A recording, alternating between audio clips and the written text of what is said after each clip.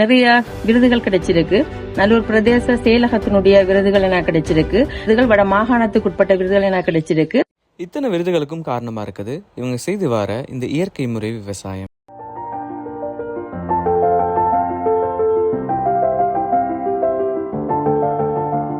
Organic முறை இல்ல, இது ஒரு கொண்டு போக மட்டும் தான் என்னுடைய விருப்பம். இப்படியான இயற்கை முறை விவசாயத்தை சுமார் 20 வருஷங்களுக்கு மேலாகவே யாழ்ப்பாணத்துல செய்து வரவங்க தான் கௌசலா.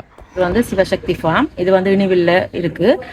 என்னுடைய பண்ணையானது நான் சிறு தொழிலாக நான் ஆரம்பிச்சது. கோழி வளர்ப்பு, ஆடு மாடு வளர்ப்பு, அதோட சேர்த்து விவசாயம். பயறு, திணை, அதுல விறகு அப்படியான இது வந்து தானியங்கள் வந்து ஆர்கானிக்ல தான் செய்யறோம். இதுக்கு வந்து அதிகளவான உரங்களோ அல்லது தேவையற்ற மருந்துகளோ தேவையில்லை.